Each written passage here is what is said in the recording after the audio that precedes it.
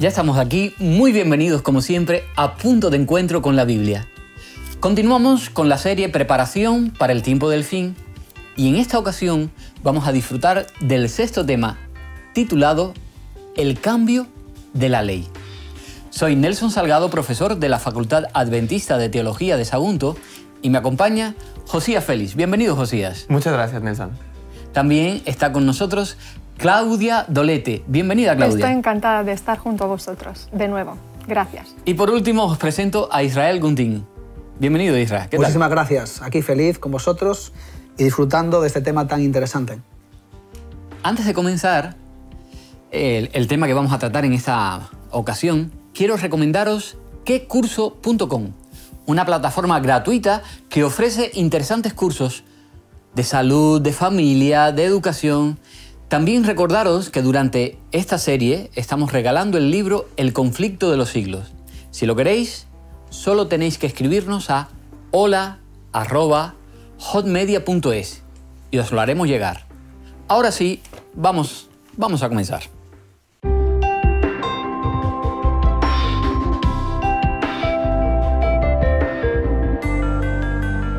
Y hablará palabras contra el Altísimo, y a los santos del Altísimo quebrantará, y pensará en cambiar los tiempos y la ley, y serán entregados en su mano hasta tiempo, y tiempos, y medio tiempo. Daniel 7:25. El tema de la ley de Dios es fundamental para nuestra comprensión de los acontecimientos de los últimos días. Puedes encontrar esa ley, si buscas en tu Biblia, en Éxodo 20. Y allí verás cómo está vigente, no solamente en esa parte, sino en toda la Escritura. Y cómo el mismo Jesús y sus discípulos la guardaron. De hecho, hasta los primeros cristianos lo hicieron. La ley es importante ya que es el reflejo del carácter de Dios y nos ayuda a vivir mejor. El enemigo de Dios se encarga de que no se respete de varias maneras, cambiando esa ley, haciendo que le restemos importancia o haciendo que le demos tanta que coloquemos un montón de reglas humanas sobre ella para que sea difícil de cumplir. Es cierto que la salvación viene única y exclusivamente por la fe, que es nuestra relación personal con Cristo, nuestro Salvador. Sin embargo, al tener esa relación personal, le somos fieles y obedecemos la ley por amor a Él. Esa fidelidad a Dios nos traerá algunos problemas en el tiempo del fin, dado que serle fieles implica obedecer todos los mandamientos y no solamente algunos. Esa fidelidad a sus mandamientos es la verdadera marca de los hijos de Dios. El cuarto mandamiento de la ley habla del sábado, el día especial de encuentro con Dios que conmemora la creación. Un mandamiento guardado en toda la Biblia, también por Jesús, por los primeros cristianos y los judíos hasta el día de hoy. Ser fiel a Dios en lo relativo a ese mandamiento será un reto para los cristianos sinceros, tal como lo fue en el pasado, dado que en el tiempo del fin se formará un conglomerado de poderes políticos y religiosos que impondrán un sistema falso de adoración. Todo para apartar a los hijos de Dios. Todo para que dejen de ser fieles a su Señor. Pero los que sean fieles seguirán adorando a Dios porque le conocen y tienen una relación personal con Él. No se dejarán engañar. Me gustaría comenzar leyendo un texto del libro de Romanos. Romanos capítulo 8, versículo 1. Dice, ahora pues, ninguna condenación hay para los que están en Cristo Jesús, los que no andan conforme a la carne, sino conforme al Espíritu. ¿Qué significa eso de andar conforme al Espíritu? ¿Y qué tiene que ver con la fidelidad a Dios y con guardar los mandamientos que aparecen en Éxodo 20? Bueno, la verdad que es una pregunta interesante porque es lo que Pablo prácticamente está diciendo aquí en Romanos capítulo 8, 1. Si leemos el capítulo anterior, Pablo está describiendo pues, un perfil de personas que han entregado su vida a Cristo, lo han aceptado, ha entrado en el plan de salvación y desde luego pues ahora ven en Jesús pues ese Salvador. Sin embargo, el apóstol Pablo en el versículo 15 hace una reflexión importante. Él ya ha entregado su vida a Jesús.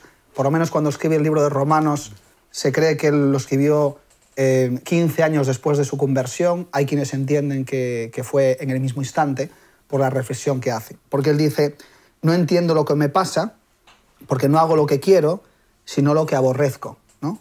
Y sigue diciendo, de manera que ya no soy yo quien obra, sino el pecado que habita en mí. Sé que en mí, esto es, en mi carne, que no habita el bien, pero tengo el querer, pero no alcanzo a efectuar lo bueno, ¿no? Es decir, está haciendo aquí como un juego de palabras, donde él mismo, Pablo, hace una autorreflexión de que, a pesar de que él ha entregado su vida a Jesús, y a pesar de que él aborrece el mal, porque ahora Cristo opera en su vida, a pesar de eso, todavía el pecado sigue teniendo sus efectos en su vida. Y desde luego yo personalmente me identifico mucho con Pablo. Digamos que es la vida del creyente. La vida del creyente es que a pesar de que tú eres una nueva persona en Cristo Jesús, el pecado, la enfermedad del pecado todavía está en ti. Entonces muchas veces te va a llevar con ciertos impulsos a hacer pues, cosas que tú no quisieras hacer. Entonces, a pesar de eso, primero muchas personas se desaniman porque entienden que este tipo de sentimiento o de efecto que tiene en su propia vida es como que parece que uno está lejos de Cristo. Sin embargo, Pablo también en Corintios le llama a este tipo de personas que tienen esta lucha, este conflicto, le llama a que los creyentes que son espirituales, son los espirituales. Dice el versículo 24, miserable de mí, miserable de mí. Fíjate tú qué afirmación hace un creyente de sí mismo, ¿no? Para que es consciente de su situación. Miserable de mí, ¿quién me librará de este cuerpo de muerte? Es una pregunta que hace. Y entonces contesta diciendo, gracias doy a Dios por nuestro Señor Jesucristo. Y el capítulo 8, versículo 1, que es el que citabas antes, dice entonces, pues ahora ninguna condenación hay para los que están en Cristo Jesús, porque ya no andan según la carne, sino según el Espíritu. Es decir, nosotros, a pesar de que aceptamos a Cristo en nuestra vida, la vida es un proceso y nosotros no somos máquinas, que uno puede cambiar un chip y se terminó, ¿no? El ser humano necesita ir haciendo cambios poco a poco porque los cambios que hace Dios en nuestra vida también son dolorosos. Porque ahora el orgullo, lo que es el yo, es quitado y es puesto Cristo. Entonces, muchas veces el pecado todavía sigue teniendo efectos. Pero eso es algo con el que nos debemos de convivir hasta que Cristo venga, porque precisamente es lo que nos ayuda a ser conscientes de la necesidad tan grande que tenemos de Jesús día a día. Y aunque esos efectos todavía estén ahí, Pablo ha entendido perfectamente que Cristo Jesús, a pesar de esas cosas, nosotros somos declarados justos. No porque lo que hacemos nosotros, sino por lo que Cristo hace en nuestra vida, en nuestro interior.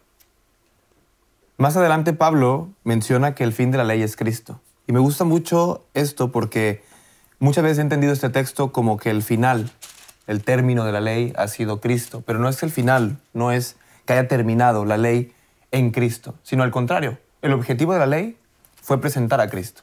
Si recordamos y ponemos todo en contexto, la ley fue dada a un pueblo que necesitaba una guía, un camino. Fue dado a unas personas que fueron sacados de Egipto, que eran esclavos durante mucho tiempo y que probablemente tuvieran muchas costumbres o muchos hábitos o su carácter estuviera de una manera que necesitaba una guía en ese momento.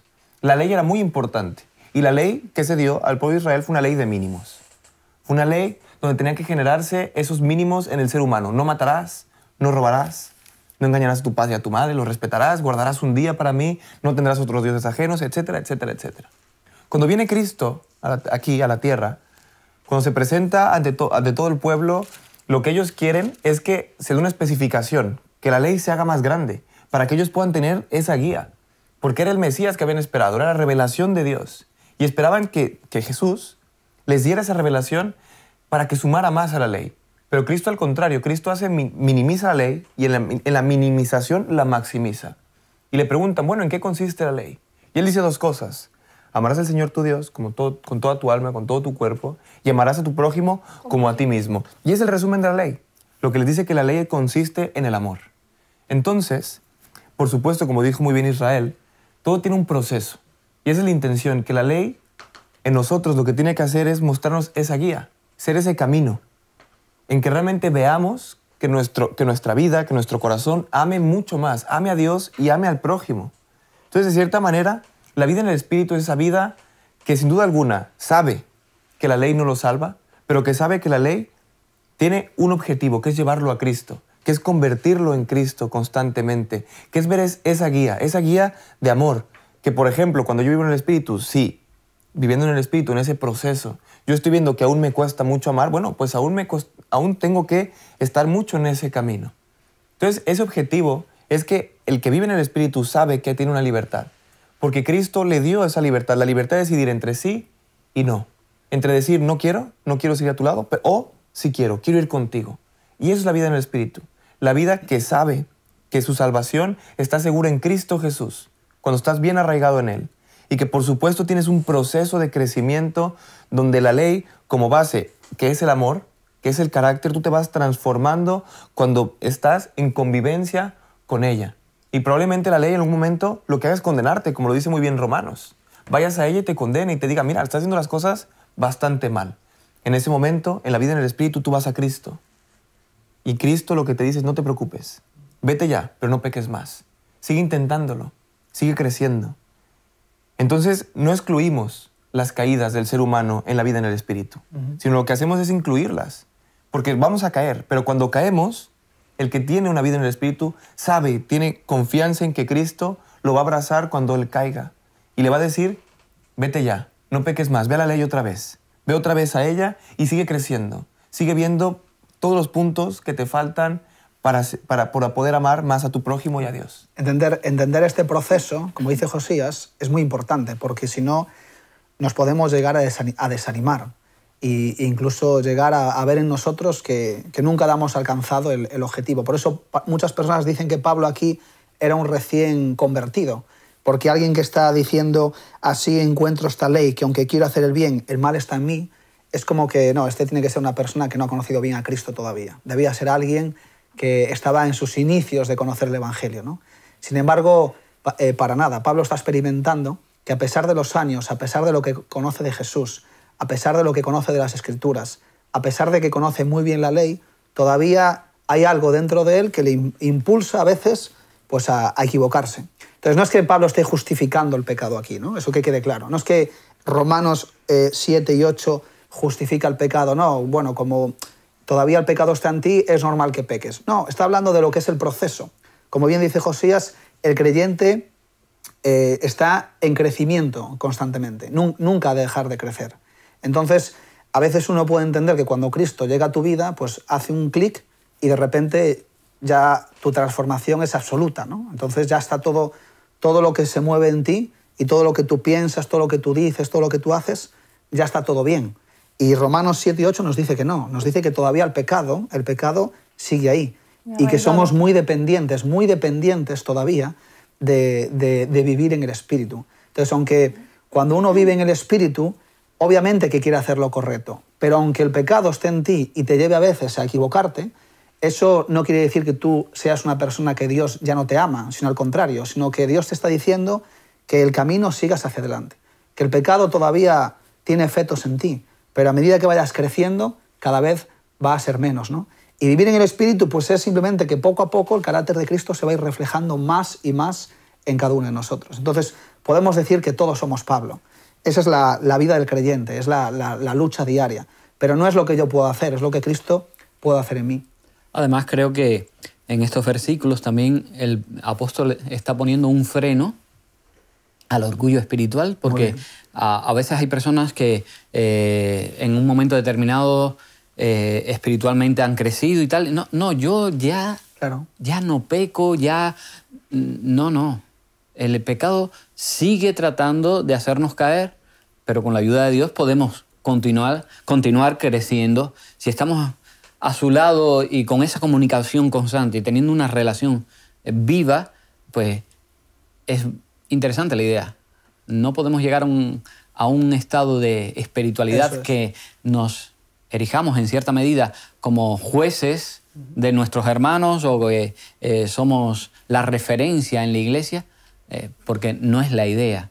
La idea es que estemos sujetos a Jesús constantemente y creciendo en ese camino hasta, ¿cuándo? Hasta que muramos o hasta que Jesús venga. Claro, es que en ese contexto es lo que el problema que Pablo escribe aquí ese contexto justamente es el problema que había ciertos judíos o ciertos creyentes que creían que estaban en un estatus superior.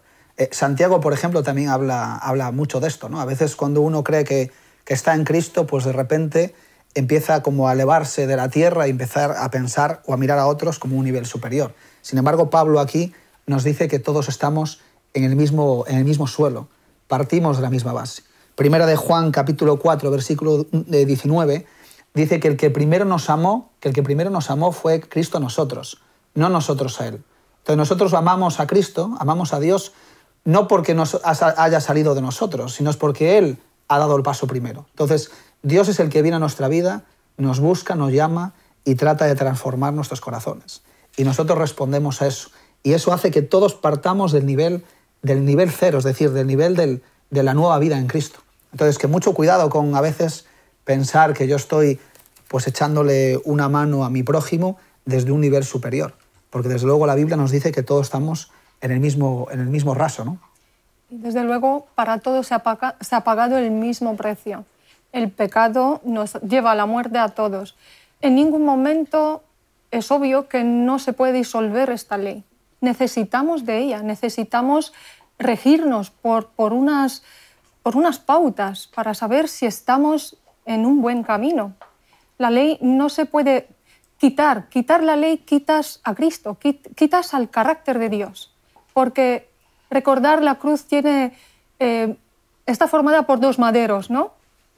Uno que es horizontal y otro que es vertical. Nos une, la ley de hecho está partida también en dos puntos principales. Jesús viene y resume la ley en dos nuevos mandamientos. Y dice, ama a tu Señor, digamos, sería uno de los maderos que nos une a nosotros a Dios, y ama a tu prójimo. Sería el otro madero que nos une a los demás. Vemos que la paga del pecado es la muerte, pero el don gratuito de Dios es la vida eterna en Cristo Jesús, el Señor. Entonces vemos que hay una relación entre el pecado y la ley. La ley no es la que realmente me ofrece la salvación. La salvación me la ofrece Cristo Jesús, el Señor, el Salvador. Pero la ley representa el carácter de mi Señor. Yo tengo que aprender a dejarme transformar. La vida del cristiano es un aprendizaje de un nuevo carácter. Soy nueva criatura en Cristo. Entonces, tengo que dejar a Cristo que obre en mí. ¿Y cómo se hace? Digamos que la ley es un espejo. Mirando la ley, observo que tenemos aquí un texto que nos hace referencia claramente a este detalle, que Pablo nos lo indica en el libro de Romanos, en el capítulo 7, versículo 7. ¿Qué diremos, pues? ¿Es la ley pecado? De ninguna manera. Al contrario, yo no hubiera conocido el pecado sino por medio de la ley, porque tampoco hubiera conocido la concupiscencia si la ley no dijera no codiciarás. Entonces, ¿qué hace la ley en mi vida?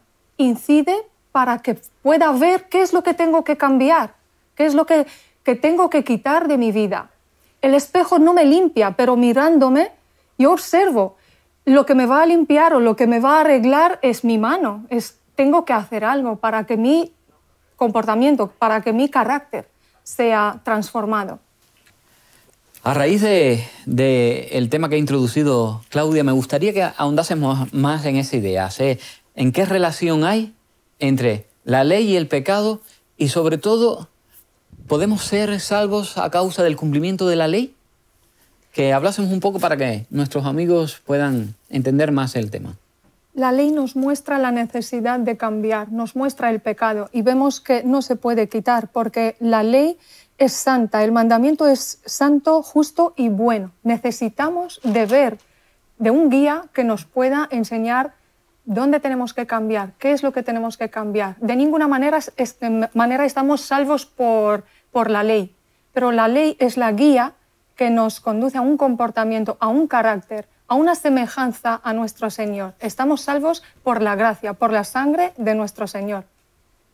Como bien decía Claudia, la relación de la ley y el pecado es muy interesante. Pablo la desarrolla en Gálatas 3:19. Habla un poco sobre esta relación. ¿Cómo fue que surgió la ley y el pecado y a causa de qué nació qué? Dice así, Gálatas 3:19, entonces, ¿para qué sirve la ley?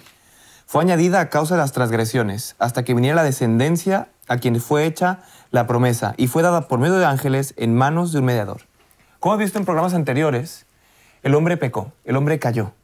Cuando el hombre cae, peca, y el resultado de eso es la muerte.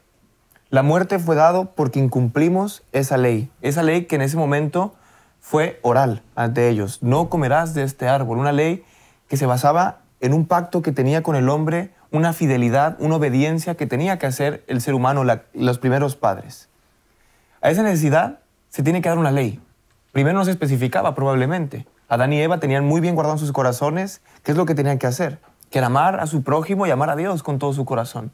El ser humano olvida durante mucho tiempo, olvida realmente de dónde venía, para qué fue diseñado. Entonces el Señor tiene que especificar y da una ley.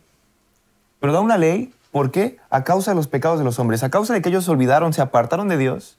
Como bien dijimos anteriormente, da una ley de mínimos. Y le dice, tienes que hacer esto, esto, esto y esto y esto. Entonces no debemos olvidar que la ley fue dada a causa de nuestros pecados, de nuestras transgresiones. Probablemente, si no hubiéramos pecado, no se tuviera que hacer explícita esa ley, sino que nosotros tuviéramos en cada célula de nuestro cuerpo a María y obedecería al Señor por naturaleza, pero ahora no lo hacemos así. Naturalmente no obedecemos la ley y es por eso que tiene que explicitar esa ley, se tiene que vocalizar, tiene que expresarla en unas tablas de piedra. Entonces, la relación que tiene es muy intrínseca porque Pablo lo desarrolla muy bien en Romanos. Dice, a causa de la ley, nosotros somos condenados. Pero no es porque la ley sea mala, no es porque la ley en sí misma tenga algo negativo, sino al contrario, la ley es santa, buena y perfecta. Pero en comparación, cuando nos ponemos al lado de ella, nosotros quedamos manchados. Porque ella es santa, buena y perfecta. Y nosotros no. Entonces, nuestros pecados nos condenan cuando nosotros nos vemos a un lado de la ley, cuando nosotros vemos como un espejo, como dijo muy bien Claudia. Entonces, esa ley que nos condena por causa de nuestros pecados, no por ella misma. Claro, el objetivo de la ley es señalar el pecado, ¿no? El objetivo es uno y luego tiene otro objetivo, que es una vez que te señala el pecado, te hace ver la necesidad que tienes de un Salvador. Eso es lo que Pablo habla en sus cartas. Pero fíjate, decir que si la relación que tiene la ley y el pecado y si la ley nos salva es como decir que cuando yo voy al médico porque estoy enfermo, decirle al médico que mi enfermedad me va a curar. O sea, yo tengo un cáncer o tengo cualquier enfermedad y voy al médico y le digo, mira, no te preocupes médico porque mi enfermedad, la enfermedad que yo tengo, me va a curar. Entonces el médico se quedaría como diciendo, este está loco, ¿no? La enfermedad me indica que yo necesito una cura, un tratamiento. Entonces, cuando uno está enfermo, lo que hace el médico es diagnosticar la enfermedad que tienes. Una vez que la diagnostica, te la señala y entonces, una vez que está eso ya todo en marcha, entonces lo que se produce es un tratamiento, ¿no? Bueno, pues lo mismo sucede con el pecado. El pecado es una enfermedad. El ser humano cuando tomó la decisión, en Génesis capítulo 3, como hemos hablado en programas anteriores, tomó la decisión de apartarse de Dios, apartarse de su ley, se produjo una enfermedad en el hombre. Isaías capítulo 1 dice que toda mente está enferma, que no hay nadie que haga el bien, que todos hemos pecado. O sea, es claro en decirnos que el ser humano por sí mismo está enfermo y su enfermedad en la Biblia se llama pecado. Ese es el diagnóstico. Pero entonces, ahora viene la ley y la ley pues lo que hace es que nos señala la enfermedad que tenemos. Y dice, mira, tú tienes este problema, tienes este pecado. Diagnostica. Te diagnostica. Y entonces, una vez hecho esto, la ley también te dice que tú pues, tienes esa necesidad. Y entonces te lleva, como dice Gálatas, capítulo 3, 24, la ley fue nuestro tutor para llevarnos a Cristo, para que seamos justificados por la fe. Así que el texto que dice Josías es muy bueno, porque el primer objetivo de la ley es mostrarnos el pecado, el diagnóstico. Pero también tiene otra función la ley. Una vez que está diagnosticado, el 24 nos dice que tiene otra función la ley. Y es llevarnos como un médico, ¿sí? Como un médico nos lleva a alguien que nos puede sanar. Y dice el texto claramente que es Cristo. ¿Para qué? Para que por mediante la fe nosotros podamos ser declarados inocentes. No es que seamos inocentes, sino somos declarados inocentes por lo que hizo Jesús en la cruz. Para que nuestros amigos lo entiendan bien, la ley no nos salva, pero la ley sí nos muestra la condición en la que estamos. Como la Biblia dice, ¿verdad? Es un espejo. En el espejo vamos al espejo, el espejo nos muestra cuando nos levantamos por la mañana si estamos mal peinados, si tenemos algo, nos muestra cómo estamos, nuestra condición. La ley nos presenta, esta es tu condición espiritual, no nos salva. ¿Por qué? ¿Quién es el que salva? Cristo. Cristo. Lo venimos hablando en algunos momentos, hemos mencionado, Cristo es el que salva. Y Cristo es el centro de la ley. Muy bien, me gusta la idea y así nuestros amigos pueden tenerlo más claro. Por eso a veces uno se queda con la primera función de la ley, que la primera función de la ley es acusarnos. Pero no, al contrario. La ley nos muestra nuestro problema, pero nos muestra también un sanador, nos muestra la solución para el problema. Entonces eso es muy bueno, porque la ley no es algo negativo, no es Éxodo 20, siempre habla de no, no, no, pero si lees un poco antes, dice, yo soy tu Dios. O sea, acordémonos de que Él es nuestro Dios. Y entonces si vivimos en Dios, si vivimos en Cristo, ¿por qué vamos a tener que seguir viviendo como esclavos del pecado? Entonces la ley es, como Pablo lo dice aquí, la ley es santa, buena y justa, ¿no? O sea, uno se agrada vivir en la ley, porque vivir en la ley lo que hace es reproducir el carácter de Cristo en cada uno de nosotros. Y como bien decías, si una persona lo que trata es de salvarse porque cumple la ley, claro. Entonces, claro, caemos en el legalismo. Es hacer por mí, buscar por mí la salvación, por lo que yo puedo hacer. Porque no robo, porque no mato. Señor, tú me tienes que salvar porque yo no hago estas cosas. No, no, no. Me salva Jesús. También hay un otro riesgo de caer en el otro extremo, de la gracia barata. Si excluimos la ley, caemos en el otro extremo, que vemos que encontramos, es muy común esta idea, la ley ha sido anulada en la cruz. Cristo anuló la ley. De ninguna manera. ¿Qué sería de un país o de una empresa, de una familia, si no tuviera una ley para coordinarse, para un buen funcionamiento? La ley, igual que hemos concluido todos, no hace más que mostrarnos cómo somos y la necesidad de la gracia, la necesidad de ir a Cristo a buscar salvación. Pero me gustaría que ahondásemos más en esa idea, porque muchas confesiones religiosas, bueno, algunas confesiones religiosas dicen, bueno, después que Jesús ya murió, entonces ya la ley dejó de ser. Ya no hay razón para guardar la ley, así que ahora ya no estamos bajo la ley, sino bajo la gracia. ¿Es esto cierto? ¿Qué relación tienen los mandamientos con el amor de Dios? Bueno, la ley, desde luego, si la ley fuera así, si la ley entonces fuera abolida, entonces no tendría ningún sentido las cartas del apóstol Pablo, ni las de Santiago, ni las de Juan, ni las de Pedro. Pero cuando uno, por ejemplo, estudia el libro de Gálatas, ¿no? El libro de Colosenses, el libro ya de Romanos, que hemos estado leyendo algunos textos en este programa, pues desde luego nos hace ver que la ley para nada ha sido abolida, al contrario. Jesús mismo dijo, yo no he venido a abolir los mandamientos, no he venido a cumplirlos, no he venido a cambiar la ley, sino he venido a cumplirlos, ¿no? Entonces, si nosotros quitamos la ley, entonces no tenemos absolutamente ninguna referencia, ¿no? Y eso podemos verlo en nuestras sociedades actuales, que cada vez se trata de romper esos hilos que nos ayudan a arraigarnos a la ley de Dios. Cada vez que nosotros vayamos en contra de la ley, peores personas seremos, peor sociedad tendremos, peores relaciones tendremos con los demás, porque la ley de Dios es una ley de amor, basada en una relación con Dios, como decía Claudia antes, vertical, y una relación horizontal basada en cada uno de nosotros. Entonces a mí hoy la ley de Dios me dice que tenga en cuenta que como cristiano he de mejorar como persona, por lo tanto me ayuda, me enseña que necesito a Cristo para vivir, y eso me ayuda a que yo cada día pueda ir reflejando el carácter de Dios, pero gracias a la ley. Entonces la ley no es que me salve, sino que la ley me conduce. Lámparas a mis pies tu palabra, dice, ¿no? Y lumbrera en tu camino, dice el salmista. Es decir, la ley me ilumina, me alumbra, me dice por dónde tengo que ir, me enseña realmente mi necesidad de Cristo.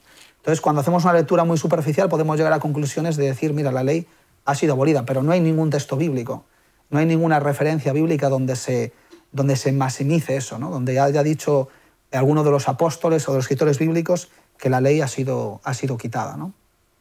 Además, me gustaría que comentásemos, porque hay personas sinceras que dicen, no, guardamos la ley.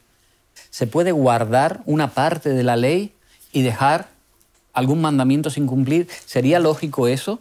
Si estamos hablando de que la ley de Dios está en vigor, ¿puede alguien decir, pues yo cumplo unos y otros no? ¿Se puede hacer eso, esa selectividad? Pues mira, el libro de Santiago, capítulo 2, versículo 10, fíjate la Biblia cómo responde a estas cosas, ¿no? Porque el que guarda toda la ley y ofende en un solo punto, ¿en cuántos? En uno. O sea, el que guarda la ley pero en uno ofende, es culpable de todos. Cuando quebrantamos un solo mandamiento, uno solo, entonces los quebrantamos todos. Como Adán y Eva, cuando Dios les dijo, no comáis de este fruto, pues si uno hace una reflexión profunda sobre cuando ellos tomaron el fruto y lo comieron, realmente quebrantaron no un mandamiento, sino los quebrantaron todos, basado en los mandamientos que Dios tiene. En Éxodo 20, deshonraron a Dios, codiciaron, robaron, le faltaron a su padre, es decir, los quebrantaron todos. Cuando nosotros quebrantamos un mandamiento y no lo tenemos en cuenta, pues entonces la ley deja de tener en nuestra vida la eficacia que debería tener. ¿Cómo es posible que todos reconozcamos que matar es malo, tener una vida doble es malo, codiciar las cosas de los demás es malo, pero no tener en cuenta el día que nos indica nuestro Señor como día de reposo y que le alza como creador del ser humano? Es incomprensible, pero vemos que esta situación pasa. La historia nos muestra que ha habido detrás de todos estos episodios el personaje principal, el enemigo, que ha estado ahí para incordiar y para hacer desorientar a las personas en lo que es la adoración verdadera a nuestro Señor. En el libro de Daniel se nos recuerda que habrá un poder que intentará desacreditar la autoridad de Dios. Pero sabemos que Dios no cambia. Tenemos aquí varios versículos en toda la Biblia, pero os propongo en Isaías capítulo 40, el versículo 8, la hierba se seca, la flor se cae, pero la palabra de nuestro Dios permanece para siempre. Es un texto además que repite el apóstol Pedro también, ese mismo texto. O sea, hablamos ya del Nuevo Testamento, Claudia habla de Isaías. Fíjate lo que dice Jesús en Mateo capítulo 5, versículo 17 en adelante. No penséis que he venido para abolir la ley o los profetas. No he venido a invalidar, sino a cumplir. Jesús mismo, él tuvo oportunidades de cambiar la ley. Sin embargo, no lo hizo. Al contrario, Gálatas 4:4 dice que él vino para cumplir la ley. Y sigue diciendo el texto, versículo 18, os aseguro que mientras existan el cielo y la tierra, ni una letra ni un punto de la ley perecerá sin que todo se cumpla, ¿no? Cómo Jesús enfatiza en esta parte. Y esta misma parte que Jesús ha enfatizado, desde luego el apóstol Pablo y los escritores del Nuevo Testamento también se agarran, ¿no? Entonces realmente no tenemos. Hay algunos textos por ahí sueltos que se pueden malinterpretar, pero a la luz del principio de toda escritura, vemos como la ley de Dios obviamente que sigue permaneciendo y perdurando. Y si tiramos de programas anteriores, habíamos hablado de cómo Apocalipsis, capítulo 11, versículo 19, el apóstol Juan se le había dado una visión de cómo el arca del pacto pudo verla y los mandamientos de Dios dentro. Estamos hablando del libro de Apocalipsis, el último libro de la Biblia. En relación con lo de Israel, hay dos historias que me llaman mucho la atención. Primera es la historia de Josías. Rápidamente, la encontramos en Segunda de Reyes, 23. Lo que dice ahí es que pasó mucho tiempo en los cuales, aún teniendo el templo, aún siendo un pueblo que guardaba los mandamientos de Dios, que estaba conectado con Dios, bueno, llegó un momento donde simplemente se habían olvidado de la ley. La ley se había extraviado, no lo utilizaban. Tanto fue que cuando intentaron reconstruir el templo, encontraron ese libro de la ley. Cuando el rey lee ese libro, se da cuenta dónde está su camino, se encuentra con el espejo, como le hemos dicho, entonces se arrepiente de tal manera y va ante el Señor. Y el Señor le dice, no te preocupes, no pasa nada. ¿Te has arrepentido? No pasa nada, de verdad. Tú estás perdonado. Y todo el pueblo que vea esto y se arrepienta está perdonado y no pasa nada. Pero bueno, sigan adelante. No le dijo para allá, no le dijo deja de hacer reformas ahí en el pueblo. No le dijo, bueno, ya está todo bien. Sino le dijo, sigue adelante. Lo mismo nos conectamos con una historia. La historia donde una mujer es condenada por la ley, se encuentra en adulterio y es condenada ante la ley. Cuando todos los fariseos están ahí y el resultado de su condena, el resultado de lo que ha hecho era la muerte, era morir apedreada. La ley lo decía. Cuando viene Cristo, lo que hace con esta mujer que estaba arrepentida, le dice, no pasa nada. ¿Quién te condena? Yo no te condeno. Yo te he perdonado. Y no se queda ahí. No le dice, bueno, vete. Sino le dice, vete ya y no peques más. Vete ya y en tu intención, en ese corazón transformado, en esa vida en el Espíritu, lo que tiene que hacer ese corazón en el Espíritu tiene que ir otra vez a la ley a intentar hacer las cosas como está la ley. Y si hablamos que la base de la ley es el amor, porque cuando Jesús resume la ley, la resume en dos cosas, que es en el amor, encontramos un texto que lo defiende muy bien. Y dice, en 1 de Juan 2, 3, dice, en esto sabemos que nosotros lo conocemos, si guardamos sus mandamientos. El 4 dice así, el que dice, yo lo conozco, pero no guarda sus mandamientos, el tal es mentiroso y la verdad no está en él. Entonces, me llama mucho la atención, porque realmente una de las funciones de la ley es, después de ir a Cristo, después de que Él te perdona, Él te dice, vete ya, no peques más. Vete ya y sigue mi ejemplo, que yo soy la ley en mí mismo. En mi carácter demuestra la ley, que es el carácter de amor. ¿Por qué? Porque si yo amo a mi hermano, no lo voy a engañar. Si yo amo a mi hermano, no le voy a mentir. Si yo amo a mi hermano, no lo voy a matar. Y Cristo va mucho más allá. Habla ya de intenciones. Ya no solamente es no adulterar, sino si tú miras a una mujer con un deseo que no es tuya, estás adulterando en tu corazón. Entonces habla de un corazón transformado que en intenciones intenta guardar la ley. Probablemente se dé contra la pared, caiga, se equivoque, pero sabe que siempre va a estar Cristo diciéndole, no te preocupes, yo no te condeno. Te va a levantar, te va a limpiar el polvo, pero te va a decir, vete ya, no peques más. Sigue en esta ley de amor. Sigue intentando amar con todo tu corazón y con toda tu alma a Dios y a tu prójimo. Dios, cuando da la ley al pueblo, lo que hace es una declaración de amor ante ellos. Les dice, ¿sabes qué? Yo no voy a tener otra persona más que a ti. Yo no voy a tener otro pueblo más que a ti. Yo te voy a amar solo a ti. Te voy a ser fiel hasta los últimos tiempos. Yo voy a guardar un día para estar contigo, solamente tú y yo. Entonces, es muy bonito esta declaración de amor que hace Dios ante el pueblo. Porque realmente es esa base, la base del amor, la base del carácter de Dios que quiere demostrar a su pueblo y que quiere transformarlo. Entonces, después de ir a Cristo, las intenciones de Dios es que nosotros caminemos en esa ley para que nuestro corazón vaya siendo transformado poco a poco y nos convirtamos en eso para lo que el Señor nos ha diseñado, criaturas que amen por naturaleza. Como hemos estado hablando, la ley del Señor está en vigor, está presente en nuestros días y seguramente pues, la mayoría de los cristianos guardan o tratan de guardar la ley de Dios, no roban, no matan, no cometen adulterio y respetan a los padres, no tienen imágenes, no se hacen dioses ajenos. Pero yo veo algo aquí en la ley, en Éxodo 20, el versículo 8, cuando habla del sábado. Acuérdate del día de reposo, el día de sábado, para santificarlo. Porque sí es verdad que hay muchos cristianos que guardan el resto de los mandamientos, pero el cuarto mandamiento, que tiene que ver con el día especial que Dios quiere para su pueblo, eso sí lo dejan de lado. Me gustaría que hablásemos un poco de eso. Se puede cumplir el resto de los mandamientos, pero se puede dejar, es optativo, el guardar el resto y no.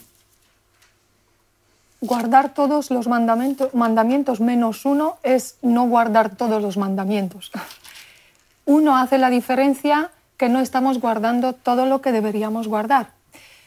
Hay cristianos sinceros que, así como estábamos hablando, están buscando al Señor, pero no saben hasta dónde tienen que estar en su búsqueda.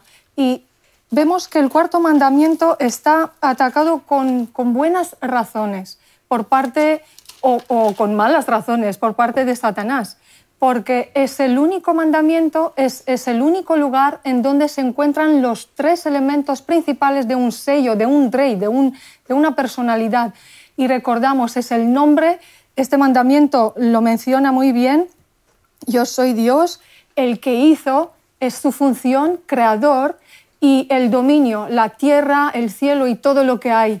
Entonces es evidente que este mandamiento se tiene que atacar por parte del enemigo de Dios porque es el que refleja la soberanía absoluta. Entenderlo de una forma sencilla. Es muy sencillo porque, como ya lo decía anteriormente, la ley se basa en el amor. Y ese amor que declara Dios, Él dice, yo voy a guardar un día, 24 horas, para estar contigo, para recrearme contigo, para que nos conectemos especialmente. Entonces es como si tú hicieras una cita con una persona. La persona te puede decir, séme fiel, no me mientas, no me robes, no me engañes con nadie más. Entonces tú con esta persona tienes una cita y te dice, ¿sabes qué? Nos vemos el sábado a las 12 del día. Y tú llegas el domingo. ¿Por qué? Porque yo quiero llegar el domingo. No tiene ningún sentido. O sea, no tiene sentido que al final digamos, bueno, es que el domingo yo voy porque, claro, yo te estoy guardando un día. Yo estoy teniendo una cita contigo un día. Pero es que no es un día que tú quieras. Es el día que yo quiero quedar contigo. Si nosotros quedamos el sábado a las 12, vamos el sábado a las 12.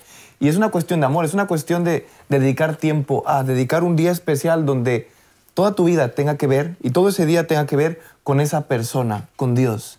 Entonces es muy bueno, ¿por qué? Porque nos recuerda incluso la creación, nos recuerda muchas cosas que son importantes, que tenemos que tener en cuenta.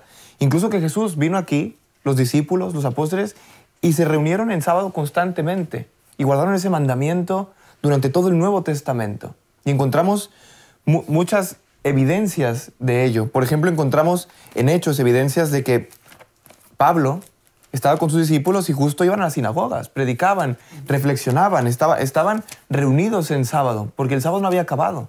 No habían elegido un día al azar para reunirse con Dios, sino que realmente escogían el día que el Señor había dicho que iba a guardar para ellos.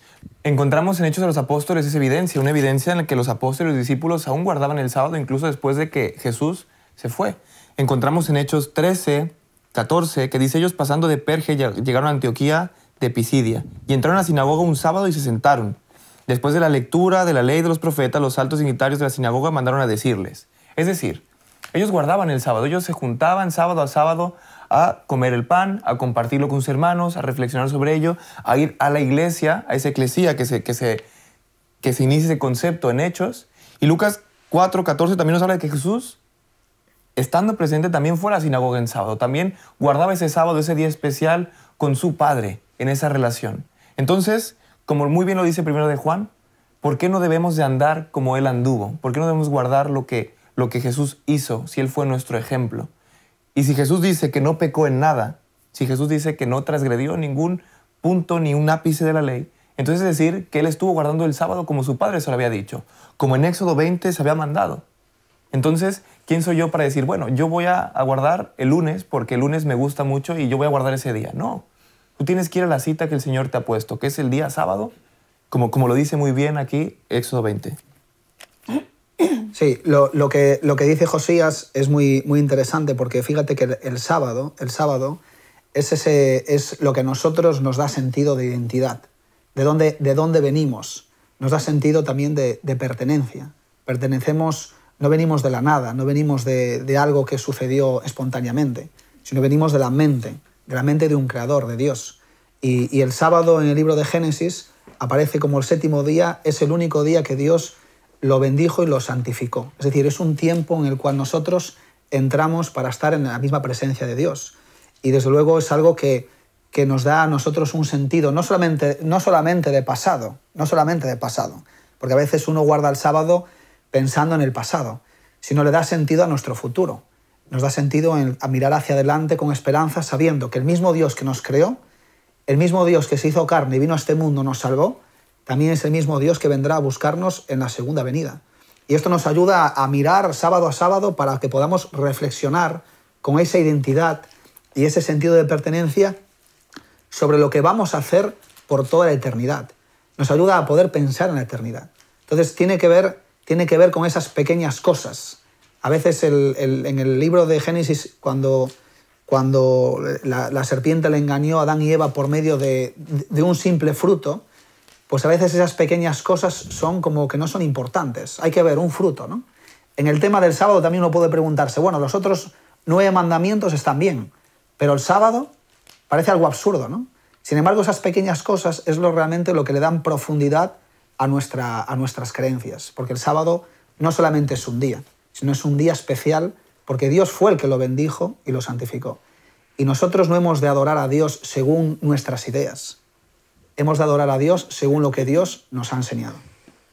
Y como bien dices, ¿verdad? No solamente nos da la identidad de dónde venimos, en qué momento el Señor nos creó y puso, digamos, las bases, sino que habla de futuro, porque como dice el libro de Isaías capítulo 66, versículo 23, y de mes en mes y de sábado en sábado vendrán todos a adorar. Así que aun cuando estemos con Jesús en la tierra nueva, seguiremos guardando el sábado.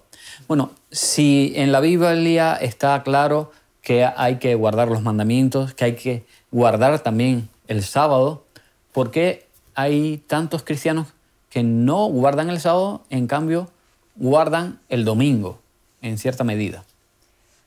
Recordamos que en la historia y en el capítulo 7 de Daniel nos explica que hay un poder que intenta y quiere hacer esto para desacreditar la autoridad de nuestro Dios. La gran confusión a veces se hace entre el día de la resurrección, que es el domingo, que se toma como el día del Señor, pero tenemos evidencias claras que el Señor nunca ha cambiado el día de reposo. Sábado, de hecho, es el único día que tiene un nombre, digamos, y que tiene un sentido en su nombre. El sábado se puede traducir Shabbat de hebreo en reposo. Si miramos el domingo no olvidar que era el día del sol invictus. Era el día que representaba más que todo el poder pagano, lo que era contrario a lo que era la adoración de nuestro Dios. Es importante esto, lo que dice Claudia, porque en la Biblia aparecen muchas veces temas históricos o descriptivos, pero no normativos. Es decir, Abraham y otros patriarcas, en la Biblia aparece que ellos han hecho cosas, tener varias mujeres o hacer cosas que no correspondían con la palabra de Dios. Pero la Biblia lo habla como algo descriptivo, algo histórico. Igual que Jesús resucitó el domingo, algo histórico, pero no normativo. Es decir, no hay ninguna norma que vaya a favor de que estaban haciendo esas cosas, sino simplemente para nosotros enseñarnos de no caer en lo mismo. Cuando Jesús resucita el domingo, la Biblia lo cuenta, pero no aparece ningún cambio normativo. Aparece algo histórico, pero no normativo, nos cuenta algo, pero no hay ningún cambio de ley. El cambio de ley no se produce en la Biblia, se produce en la historia. Y en la historia podemos ver cómo los primeros siglos, después de la persecución de los cristianos, Roma imperial estaba persiguiendo constantemente la religión cristiana, y entonces aparece un emperador muy famoso, emperador Constantino, que lo que hace que en el siglo IV eres el que, basándose en una idea muy sigilosa, pues el enemigo, desde luego, lo trata por todos los medios de querer hacer algo bueno, pues lo que se trató fue de legalizar el cristianismo y uno de los eventos importantes en esa época fue pues cambiar el sábado por el domingo de oración, ¿no? Entonces, a lo largo del tiempo, hasta nuestros días, pues esa herencia tradicional en el mundo cristiano pues perdura en el tiempo. Todavía tenemos muchas religiones que guardan el domingo. Sin embargo, la Biblia nos enseña que el día de reposo, el día del cuarto mandamiento que aparece en Éxodo 20, sigue siendo el sábado. Si hablamos en el contexto de Daniel,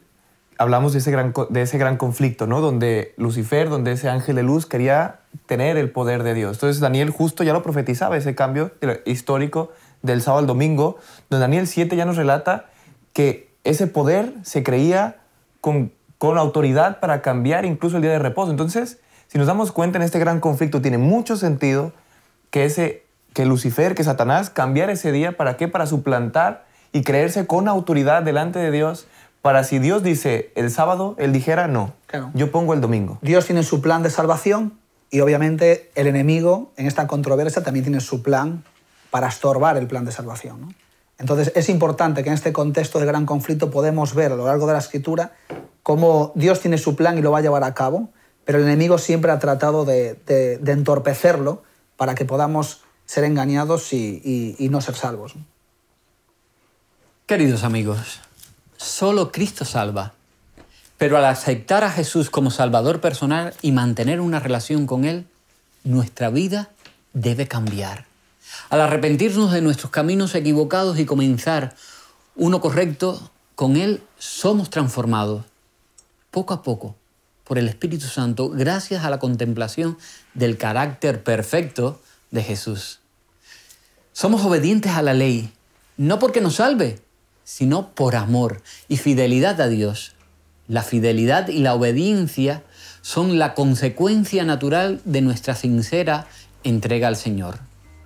En los últimos tiempos, esa fidelidad será puesta a prueba y cada persona deberá responder ante Dios por su elección. Y no olvidemos que no sabemos el momento en que dejaremos de respirar. Así que vivamos como si mañana mismo fuera a venir el Señor, como si hoy mismo fuera a venir. Necesitamos reconocer la importancia de la ley de Dios y examinar el papel central del sábado. Experimentemos el amor de Dios reflejado en su ley y disfrutemos de nuestra relación personal con Él. Obedezcamos la ley de Dios sin olvidar que está basada en el amor a Él y a los demás. Nuestra fidelidad será probada antes o después. Es por eso que necesitamos tener una estrecha relación con Dios para que Él nos capacite para seguirle y obedecerle. Nuestras elecciones determinarán nuestro destino. Jesús ya ha pagado el precio por nuestro rescate. Si elegimos vivir con Él, nuestro carácter y nuestra vida serán transformados y le seremos fieles, obedeciendo sus mandamientos de amor, incluyendo el cuarto mandamiento. Ha llegado el momento de la despedida, pero antes os recuerdo que si queréis obtener gratis el libro que estamos ofreciendo en esta temporada, El conflicto de los siglos, solamente tenéis que escribirnos a hola@hotmedia.es. No perdáis esta oportunidad. Satanás, quien inició la guerra contra Dios en el cielo, es el que hace guerra contra el pueblo de Dios en la tierra. Los hijos de Dios son los que guardan los mandamientos de Dios, fidelidad, y tienen la fe de Jesús, relación personal con Dios. El ataque del enemigo a Dios se centra en su ataque a la ley de Dios, especialmente al cuarto mandamiento, ya que en él el Señor es revelado como el creador de los cielos y de la tierra, y por tanto, distinto de todos los dioses falsos. El sábado es el monumento conmemorativo de la obra de la creación, por eso el séptimo día fue santificado como día de reposo para el hombre. Está destinado a recordar siempre a los seres humanos que el Dios viviente es fuente de toda existencia y objeto de reverencia y adoración. Es por eso que Satanás, quien se esfuerza por disuadir a los hombres de someterse a Dios y obedecer su ley, dirige sus esfuerzos especialmente contra el mandamiento que presenta a Dios como el Creador.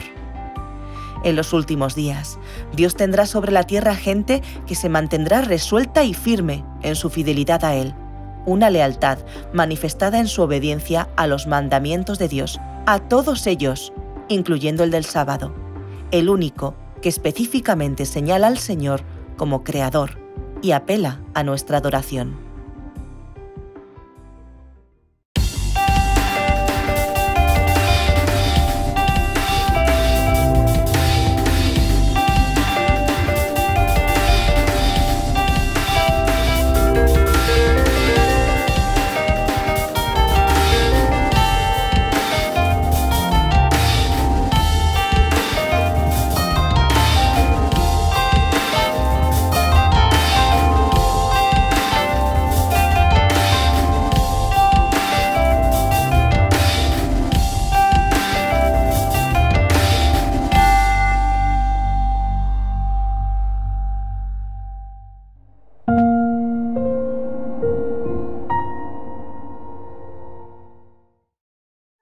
¿Quieres realizar cursos gratuitos sobre salud, familia, temas espirituales y mucho más?